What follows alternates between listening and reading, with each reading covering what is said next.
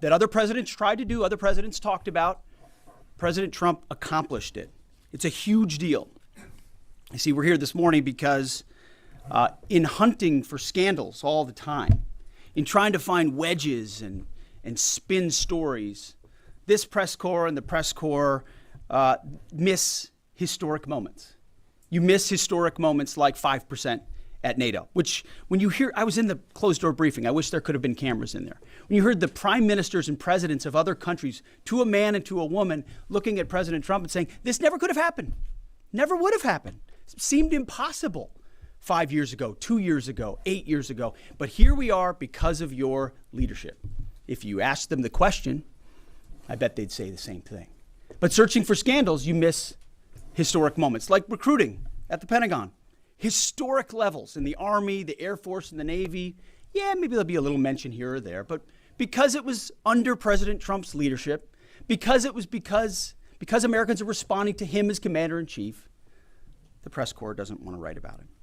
Or bring us to the topic of the moment, the highly successful strikes in Iran. Let me read the bottom line here. President Trump directed the most complex and secretive military operation in history, and it was a resounding success, resulting in a ceasefire agreement and the end of the 12-day war. There's been a lot of discussion about what happened and what didn't happen. Step back for a second.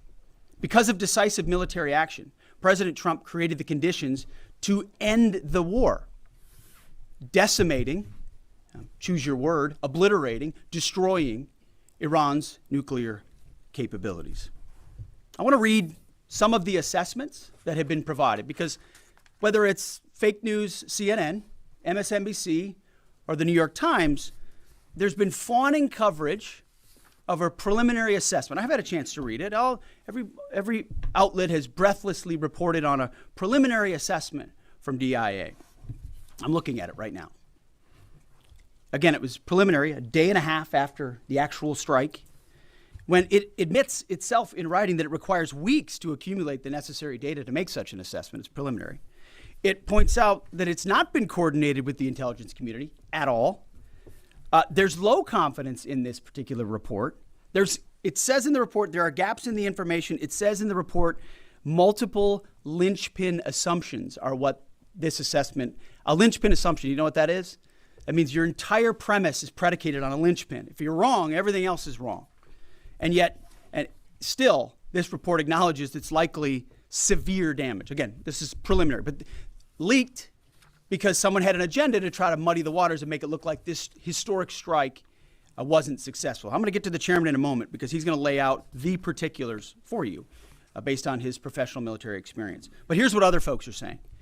The DIA that put that report out says this is a preliminary low-confidence report and will continue to be refined as additional intelligence becomes available.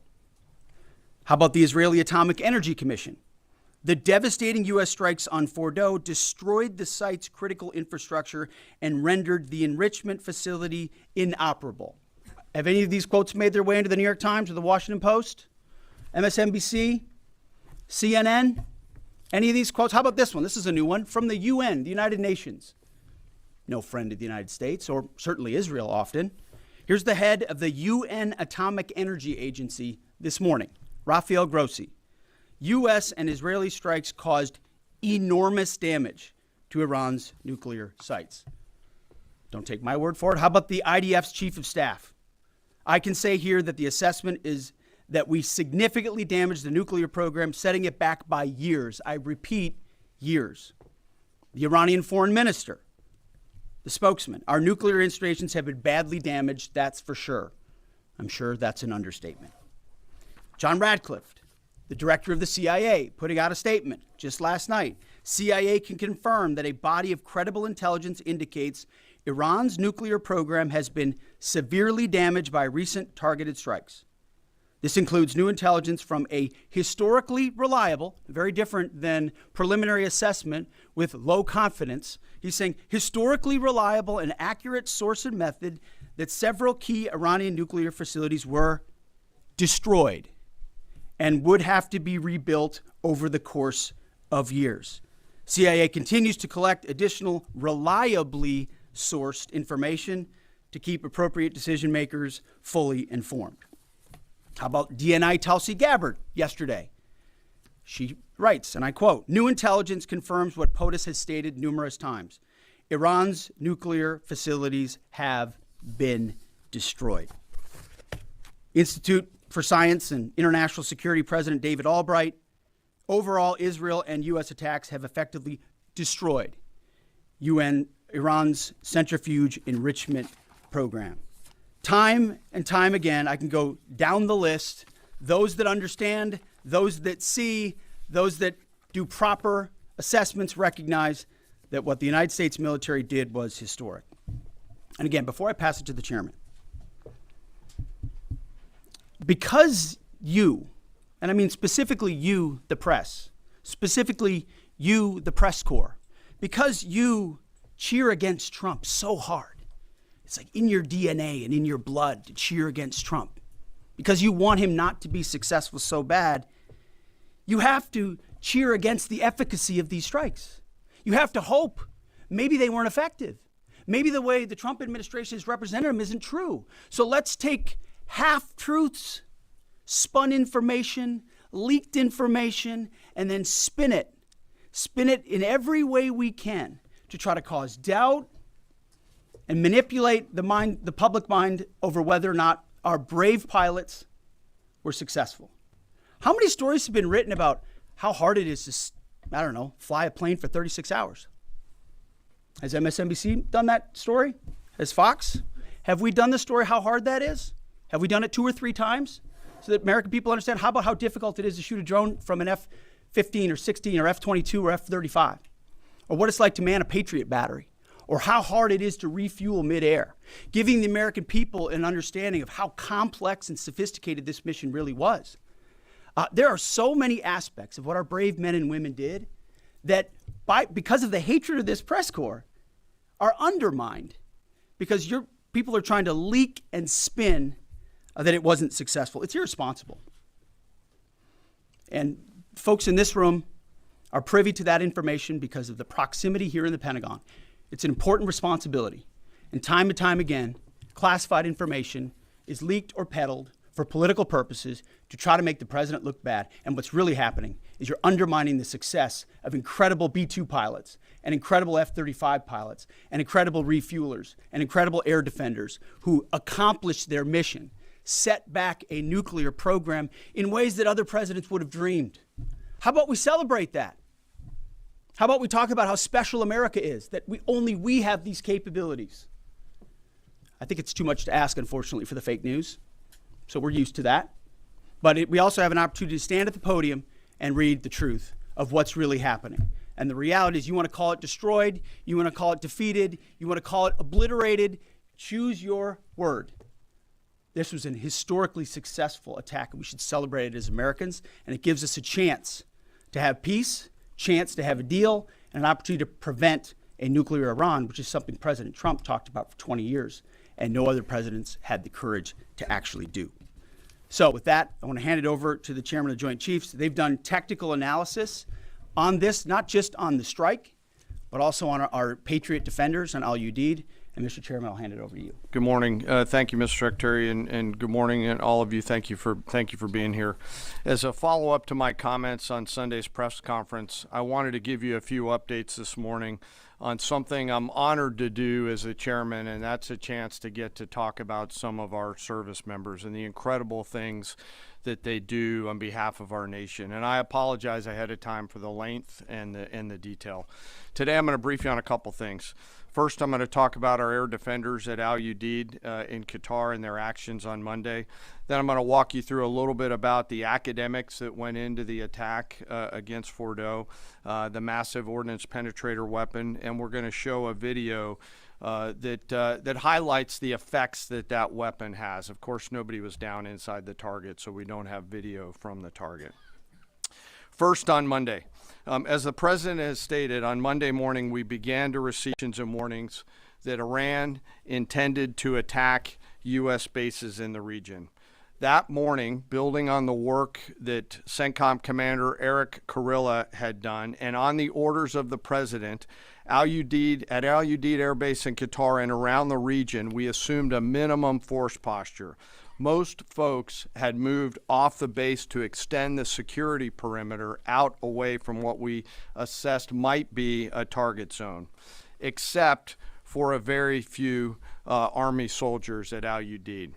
At that point, only 2 Patriot batteries remained on base, roughly 44 American soldiers responsible for defending the entire base, to include CENTCOM's forward headquarters in the Middle East, an entire air base, and all the U.S. forces there.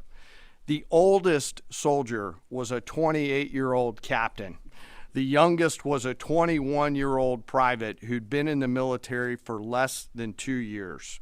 So let's put ourselves out there for a second. Imagine you're that young first lieutenant, you're 25 or 26 years old, and you've been assigned as the tactical director inside the command and control element. You, at that age, are the sole person responsible to defend this base.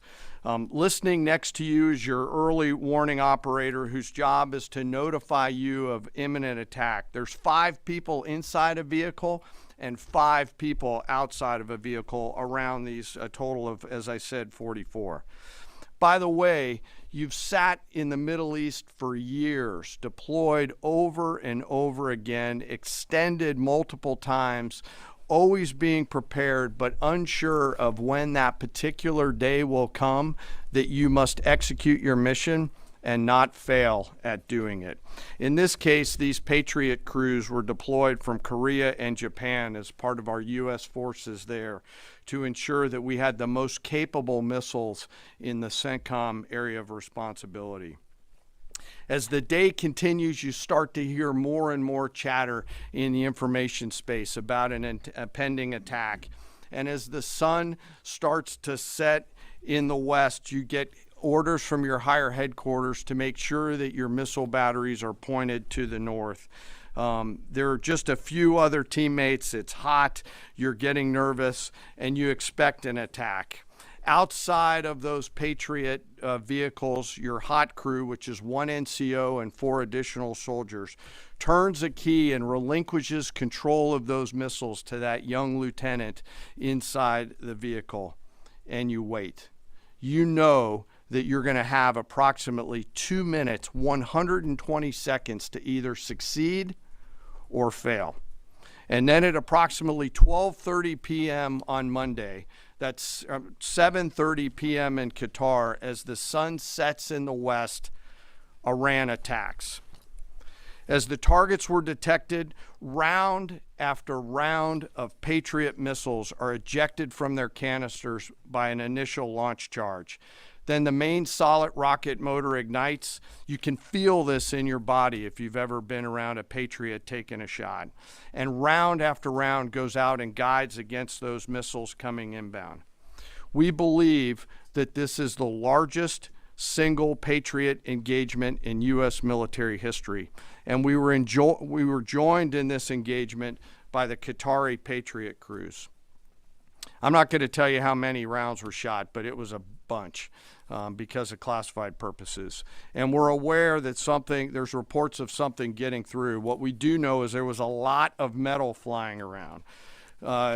Between attacking missiles being hit by Patriots, boosters from attacking missiles being hit by Patriots, the Patriots themselves flying around, and the debris from those Patriots hitting the ground, there was a lot of metal flying around. And yet our U.S. air defenders had only seconds to make complex decisions with strategic impact.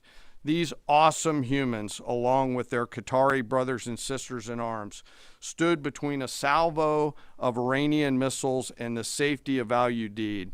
They are the unsung heroes of the 21st century United States Army. And I know a lot of you have seen the videos online and the excitement as those Patriots departed their launchers and went up and guided. This really demonstrates the combat capability and capacity of our Army air defenders. Simply stated, they absolutely crushed it. If you'd flip this over, thanks. Let me next move to a walkthrough of the GBU-57 massive ordnance penetrator weapon and share a little bit about the planners who did this and their work on the weapon. First, let me set the stage for you. There's an organization in the U.S. called the Defense Threat Reduction Agency, DTRA. DTRA does a lot of things for our nation, but DTRA is the world's leading expert on deeply buried underground targets. In 2009, a Defense Threat Reduction Agency officer was brought into a vault at an undisclosed location and briefed on something going on in Iran. For security purposes, I'm not going to share his name. He was shown some photos and some highly classified intelligence of what looked like a major construction project in the mountains of Iran. He was tasked to study this facility, work with the intelligence community to understand it, and he was soon joined by an additional teammate. For more than 15 years, this officer and his teammate lived and breathed this single target, Fordo, a critical element of Iran's covert nuclear weapons program. He studied the geology. He watched the Iranians dig it out. He watched the construction, the weather, the discard material, the geology, the construction materials, where the materials came from. He looked at the vent shaft, the exhaust shaft, the electrical systems, the environmental control systems, every nook, every crater, every piece of equipment going in and every piece of equipment going out. They literally dreamed about this target at night when they slept. They thought about it driving back and forth to work, and they knew from the very first days what this was for. You do not build a multi-layered underground bunker complex with centrifuges and other equipment in a mountain for any peaceful purpose. They weren't able to discuss this with their family, their wives, their kids, their friends, but they just kept grinding it out. And along the way, they realized we did not have a weapon that could adequately strike and kill this target. So they began a journey to work with industry and other tacticians to develop the GBU-57. They tested it over and over again, tried different options, tried more after that. They accomplished hundreds of test shots and dropped many full-scale weapons against extremely realistic targets for a single purpose: kill this target at the time and place of our nation's choosing. And then, on a day in June of 2025, more than 15 years after they started their life's work, the phone rang and the President of the United States ordered the B-2 force that you've supported to go strike and kill this target. Yesterday, I had the incredible honor and privilege of spending time with these two Defense Threat Reduction Agency officers who've given so much. One of them said, quote, "I can't even get my head around this. My heart is so filled with the pride of being a part of this team. I am so honored to be a part of this." To you both, thank you, and thank you to your families. Operation Midnight Hammer was the culmination of those 15 years of incredible work. The air crews, the tanker crews, the weapons crews that built the weapons, the load crews that loaded it. Before I run through this video today, I want to talk a little bit about weaponeering and what goes into an attack. Weaponeering is the science of evaluating a target. I mentioned all of those factors before that these two DTRA officers had thought about. Ultimately, weaponeering is determining the right weapon and fuse combination to achieve the desired effects and maximum destruction against a target. In the case of Fordo, the DTRA team understood with a high degree of confidence the elements of the target required to kill its functions, and the weapons were designed, planned, and delivered to ensure that they achieve the effects in the mission space. By the way, in the beginning of its development, we had so many PhDs working on the MOP program, doing modeling and simulation, that we were quietly and in a secret way the biggest users of supercomputer hours within the United States of America. So let me talk about let me talk about the graphic a little bit. And the GBU-57, which all of you I know is a 30,000 pound weapon dropped only by the B-2. It's comprised of steel, explosive, and a fuse, programmed bespokely, each weapon to achieve a particular effect inside the target. Each weapon had a unique desired impact angle, arrival, final heading, and a fuse setting. The fuse is effectively what tells the bomb when to function. A longer delay in a fuse, the deeper the weapon will penetrate and drive into the target.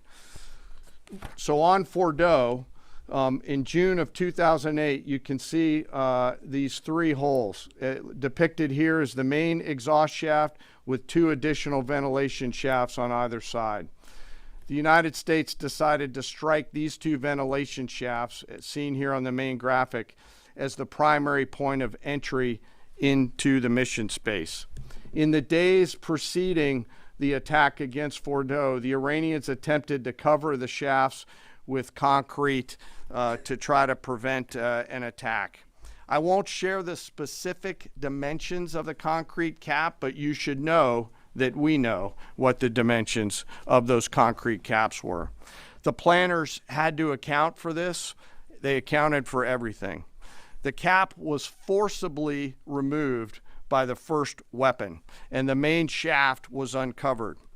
Weapons 2, 3, 4, 5 were tasked to enter the main shaft, move down into the complex at greater than 1,000 feet per second, and explode in the mission space. Weapon number 6 was designed on each side, so there were 6 on each side. Weapons number 6 was designed as a flex weapon to allow us to cover if one of the preceding jets or one of the preceding weapons did not work. The video I'm about to show you is a culmination of over 15 years of development and testing. As I said, hundreds of test shots on various models. This is one weapon. So if you take a view of this as 5 additionals, you'll get a sense of what this looks like. Hopefully you can see it and there's not too much reflection.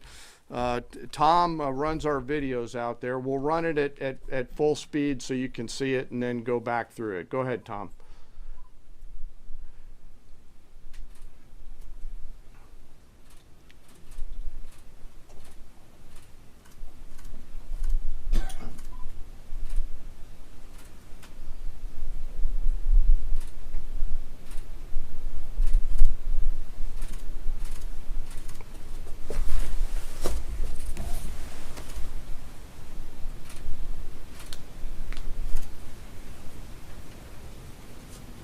Keep it going for a minute. You'll see inside the mission space.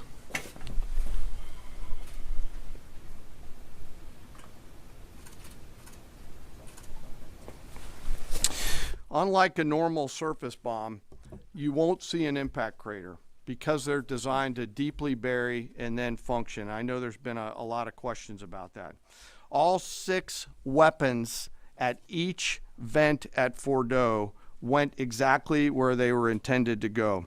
A bomb has 3 effects that causes damage: blast, fragmentation, and overpressure.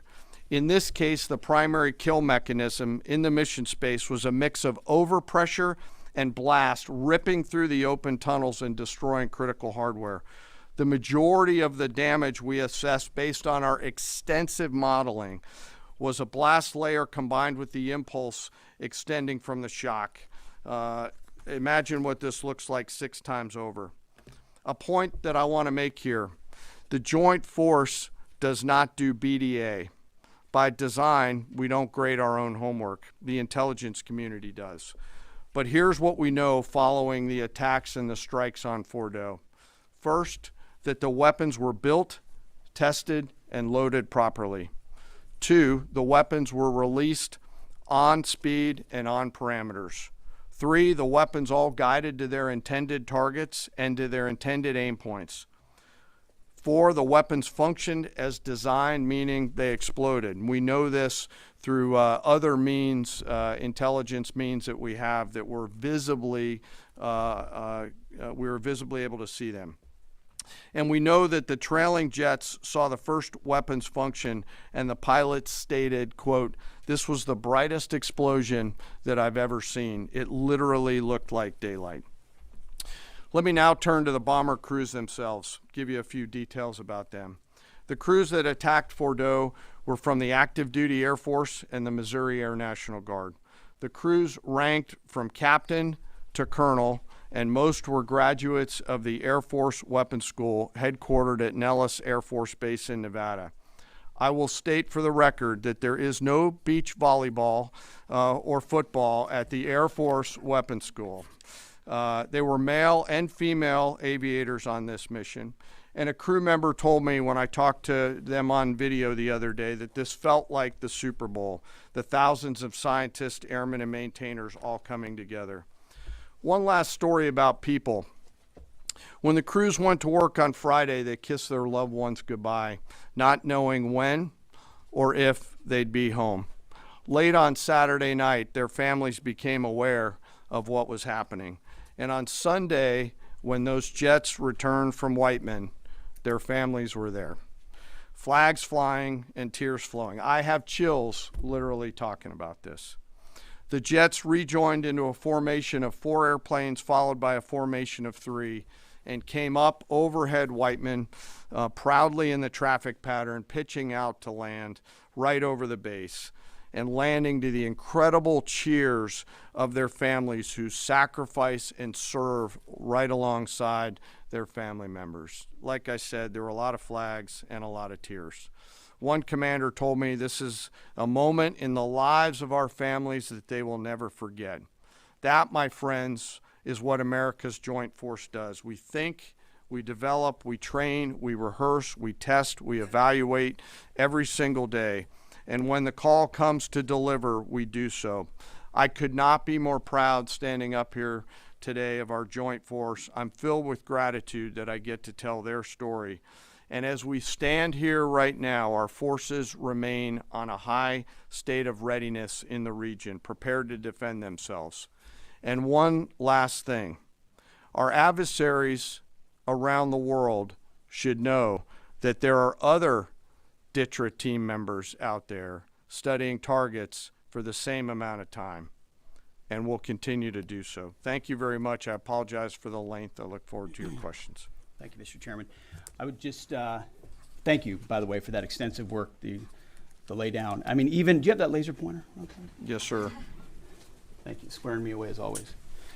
I mean, even in just the public reporting, if you see the post-strike shaft of the 3 holes, the vast majority, and fairly so, the vast majority of speculation has been, those are the 3 strike points. When in actuality, what you realize is these are the vents, these are the caps, the first munition took the cap off, and the other 5 went down the center hole, which if you're planning the target, you would want it to be the direct one going to the bottom. These are the types of things that go into the planning for a strike that the Pentagon would not expect the press corps, the American people, to initially understand. So laying this information out is helpful. But it's also why we ask for a beat, for a moment, for a day or 2, the opportunity to tell that story. Because as the chairman said, these men and women that did this mission, they just want to do their job. They're not expecting their story to be told. They're not expecting the glory. They are grateful for the flags and the hugs of family. That's why they do the job. But they also know they were a part of something historic. We know how historic it was. The chairman does. I know. Our staffs know. And so that's why we are, and the President of the United States knows. And that's why it's almost personal when we see the way in which leaks are used to try to disparage the outcome or muddy the waters about the impact of what happened without being responsible with information and allowing the professionals to assess and provide that information just like the chairman did. So thank you, Mr. Chairman, for that information. Sure. And we welcome a few additional questions. Yes, sir. General, on Sunday you said final battle damage will take some time. And you also said, I think BDA is still pending and it would be way too early for me to comment on what may or may not still be there at the nuclear facility. So that was just over 3 days ago. So what has changed? Would you use the term obliterated as well? Sure, like I said, we don't do BDA. I'll refer that to the intelligence community. And You're talking with them. I mean, what changed in the past 3 days that make you so, you know? sir, I think Sir. I mean, I think I explained what changed. There was a great deal of irresponsible reporting based on leaks, preliminary information in low confidence. Again, when someone leaks something, they do it with an agenda. And when you leak a portion of an intelligence assessment, but just a little portion that makes it seem like maybe the strike wasn't effective, then you start a news cycle, whether it's the Washington Post or Fox News or CNN or MSNBC, you start a news cycle that starts to call into question the ethics. No, that's why. So you bring the chairman here, who's not involved in politics. He didn't do politics. That's my lane to understand and translate and talk about those types of things. So I can use the word obliterated. He could use defeat, destroyed, assess, all of those things. But ultimately, we're here to clarify what these weapons are capable of, which anyone with, two eyes, some ears, and a brain can recognize that kind of firepower with that specificity at that location and others is going to have a devastating effect. So we all recognize there will be days and weeks ahead. That's why yesterday I said, if you want to know what's going on at Fordo, you better go there and get a big shovel, because no one's under there right now. No one's under there able to assess, and everyone's using reflections of what they see. And that's why the Israelis, the Iranians, the IAEA, the UN, to a man and to a woman who recognize the capability of this weapon system, are acknowledging how destructive it's been. So that's what's changed. Just 3 or 4 days later. What See, changed? this is a point. This is how difficult it is to actually manage. You just watched a video of what this weapon is capable of. That's where we find our confidence, is in the skill of men and women and the capability of the systems they employed, and the recognition so far in the reflections that it was a highly successful mission. Sure, I think you could, I'd say go out, the IC should be able to help you answer that question. They look at a variety, as the Secretary has alluded to, we look at a variety of things. I don't do that, they do. All different sources of intel, which I'd refer you to them to get clarity on the end state. So again, I go back to the IC, whether it's Director Radcliffe or ODNI Gabbard. I read the statements at the beginning. They're the ones aggregating the intelligence, and they're saying nuclear facilities were destroyed and would have to be rebuilt over a number of years. Facilities were destroyed. What do we got right here? Sir, you cited a body of credible intelligence to suggest the damage at Fordo and other places. What is that referring to, and when can we see it? I was reading from the CIA director's statement, which came out last night. CIA, again, they do the BDA, they do the assessment. CIA can confirm that a body of credible intelligence indicates, it also goes on to say, new intelligence from historically reliable and accurate sources and methods. Now, you can imagine the CIA director is going to be very careful about how he articulates things of that sensitivity. Classified, secret, top secret, compartmentalized. He's going to know things that you're not going to know, that the press isn't going to know, and he's reflecting that the sources he's seeing are highly credible. They've given credible intelligence. They or those processes have given credible intelligence in the past, and that's what he's basing it on. Don't you think we need to see that? Do you have a top secret clearance, sir? Eventually, Okay. the American public wants Yes, to sir. see it. Yes. Yeah, you. I wanted to ask briefly just No, not you. Checkered shirt. Oh, Right there. so Mike Glenn with the Washington Times. Yes, sir. Thanks, sir. Anybody who's ever read a Battalion S2 report after a fight knows that it's usually, the initial report is usually wrong, sometimes grossly so. Has what happened in this incident caused you all to sort of rethink the intelligence process or the dissemination, or do you think it's just a matter, I mean, if the process itself doesn't require any more adjustment?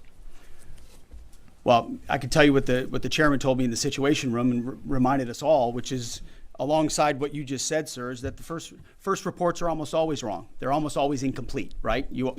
Anything, whether it's a squad level operation or a strategic level operation, the initial reflections you get are coming at you at a high rate of speed from a lot of different sources. So your job is to step back and assess them. And that's why we're urging caution about premising entire stories on biased leaks to biased publications trying to make something look bad. How about we take a beat, recognize first the success of our warriors, hold them up, tell their stories, celebrate that, wave an American flag, be proud of what we accomplished.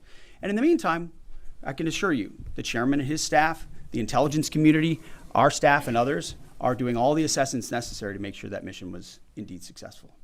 Yes, right there. Sir, thank you, Mr. Secretary.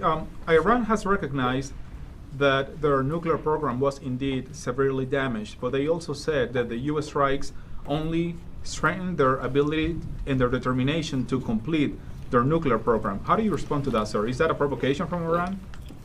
Well, I would say Iran's going to have to say a lot of things right now in order to bolster their image, especially internally. You know, in the media, there's a lot of things they'll say for domestic consumption. But we're watching very closely what they do. Again, that's the intel community. Our job as the chairman, I mean, the chairman laid it out so beautifully. Our job is to be prepared. And how proud are you? How proud am I? I didn't know the full story of those men and women 15 years ago who've been pointing at that target. That makes me proud to be an American. That's an awesome story. I hope we can tell more aspects of that in an unclassified way in the future. That's a great thing to know. Our job is to be prepared when the commander-in-chief calls based on those assessments. So, of course, our IC, the Intelligence Committee, will keep watching what Iran does and pay attention to that. But the president has created the contours, the opportunity for a deal, for peace, in something that the world said was intractable, that wasn't possible. And we got that peace, that ceasefire, that option, because of strength, because of his willingness to use American military might that no one else on the planet can do with the kind of planners and operators that the chairman just laid out. Yes, sir. Right there. Yep. Me, sir? Just a quick question. There's public imagery available saying that highly enriched uranium was moved out of Fordo before the strikes. Is that accurate? Have you seen that? And Mr. Chairman, a question for you. Have you been pressured to change your assessment or give a more rosy intelligence assessment to us by any political factors, whether it's the president or the secretary? And if you were, would you do that? Yeah, well, that one's easy. No, no, I have not, and no, I would not. My job as the chairman is to offer a range of options to the president and the National Command Authority to deliver the risks associated with each of those, and then take the orders of the National Command Authority and go execute them. I've never been pressured by the president or the secretary to do anything other than tell them exactly what I'm thinking, and that's exactly what I've done. And the highly enriched uranium? There's nothing that I've seen that suggests that we didn't hit exactly what we wanted to hit in those locations. That's not the question, though. It's about highly enriched uranium. Do you have certainty that all the highly enriched uranium was inside the Fordo mountain, or some of it, because there were satellite photos that showed more than a dozen trucks there 2 days in advance? Are you certain none of that highly enriched uranium was moved? Of course, we're watching every single aspect, but Jennifer, you've been about the worst, the one who misrepresents the most intentionally what the president says. I'm familiar. I was about the ventilation shafts on Saturday night, and in fact, I was the first to describe the B-2 bombers, the refueling, the entire mission with great accuracy. So I take issue with that. I appreciate you acknowledging that this was the first the most successful mission based on operational security that this department has done since you've been here, and I appreciate that. So we're looking at all aspects of intelligence and making sure we have a sense of what was where. Why not acknowledge the female pilots that also participated in this mission? The early messages that you sent out only congratulated the boys. So when I say something like our boys and bombers, see, this is the kind of thing the press does, right? Of course, the chairman mentioned a female bomber pilot. That's fantastic. She's fantastic. She's a hero. I want more female bomber pilots. I hope the men and women of our country sign up to do such brave and audacious things. But when you spin it as, because I say our boys and bombers as a common phrase, I'll keep saying things like that, whether they're men or women. I'm very proud of that female pilot, just like I'm very proud of those male pilots. And I don't care if it's a male or a female in that cockpit, and the American people don't care. But it's the obsession with race and gender in this department that's changed priorities. We don't do that anymore. We don't play your little games. Yes, right there. You know for certain that the uranium was removed from the facility before the B-2 struck? So I'm not aware of any intelligence that I've reviewed that says things were not where they were supposed to be. moved or otherwise. Yes. Kelly Meyer with News Nation, and just off the top, want to say we're grateful for the service of these pilots and everybody that serves. I wanted to ask you, the CIA statement said, when possible, they will provide updates and information to the public for transparency, and I believe that's what we're looking for here. Do you commit to share the Defense Intelligence Agency report when it is ready, so the American people can understand more about the intelligence assessment? Well, actually, the report that was discussed, this preliminary report, was what's called a restrike report. So it comes to us to give us an assessment whether a target would need to be restruck, right? That's the reason why. So it's based on internal feedback loop that we're supposed to have access to. Unfortunately, someone took advantage of that. But whatever is supposed to be made public will be, but whatever has to stay sensitive. Sir, can I just jump in? You know, one of the things that I'm trying to do through this journey that we're on together, of course, transparency, but also the requirement to really protect these capabilities. I guess the time's up. So there's a balance in there, right? We do need to preserve options should the nation and the joint force be tasked to go do something again. So I'm confident we'll find the middle ground, but there are some things that if asked, I'd want to not release related to. So we're going to leave it right there. I want to thank the heroism of our men and women in the military. What they accomplished is truly historic. Setting back the Iranian nuclear program, untold number of years. It was a devastating attack. We appreciate you covering it. Thank you very much, Yes, sir. Chairman. Thank you. Talk a little bit more about the role, sir.